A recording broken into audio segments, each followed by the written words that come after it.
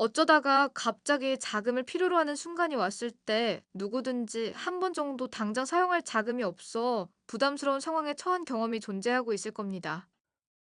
이런 상태에서 편하게 쓸 수 있는 돈이 존재하고 있다면 얼마나 좋을지 생각을 해보실 수가 있을 텐데요.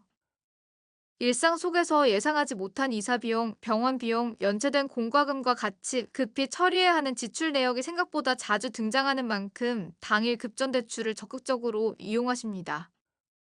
특히나 이러한 상황에 연루되기 쉬운 유형에는 신용카드 결제 일정이 바로 코앞으로 다가오거나 계좌에 잔고가 부족한 상황이 찾아왔을 때 현금이 필요로 하게 됩니다. 이런 상태에서 가장 많이 떠올리는 해결 방법으로는 가족들 아니면 지인들에게 자금을 빌리는 방법이 있을 겁니다. 하지만 지금처럼 불경기가 장기간으로 이어지고 있는 상황 속에서는 대책을 세우기가 어려워지고 있으므로 다른 방법을 모색해 보셔야 합니다. 이때 다양한 케이스의 서비스 상품을 둘러볼 수가 있는데 먼저 떠올리는 단어가 당일 급전 대출일 수 있습니다. 이 표현의 개념을 확인해 보면 단순하게 빨리 돈을 받아본다는 개념에 그치는 것이 아니라 실제로 금융 서비스 상품군의 구조로 자리를 잡게 되었다는 점이 부각되는데요. 특히나 최근 들어 이금융권을 중점에 두고서 여러 가지 소액 자금 서비스 상품군이 나오고 있기 때문에 유용한 점이 많게 보입니다. 하지만 직장이 없는 상황이거나 소득 증빙을 거치는 게 곤란한 사람들 역시 존재하고 있는데요. 이러한 조건을 둘러보았을 때 실제 금융 서비스 구조로 자리를 잡게 되었다는 점에서 요즘 들어 더욱 주목을 받고 있는 추세입니다.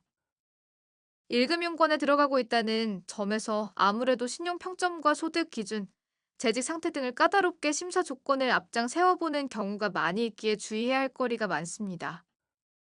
그렇다 보니 당일 급전 대출을 통해서 대책을 세우려고 하는 사람들의 수가 기하 급수적으로 늘어나고 있습니다. 여기에 대하여 자금을 활용하려고 하는데 금일 기준으로 원하는 사람들에게 현실적인 측면으로 보면 아무래도 장벽이 높게 느껴집니다. 반면에 이금융권이라 부르고 있는 은행사 혹은 캐피탈, 보험사, 다른 금융사 등은 상대적으로 심사를 거치는 기준이 유연하게 다가옵니다. 또한 모바일 애플리케이션 플랫폼이 잘 발달되어 있기 때문에 신청 시스템을 잘 구축하고 있다는 점에서 접근성이 용이하다는 특징을 보여주고 있습니다. 그렇기 때문에 다양한 조건에 맞춰 서비스 유형을 살펴볼 수 있는데 대부분의 이금융권 상품군을 둘러보면 본인 명의로 이루어진 스마트폰이랑 간단하게 진행하는 본인 인증 절차만 하더라도 신청을 할 수 있습니다.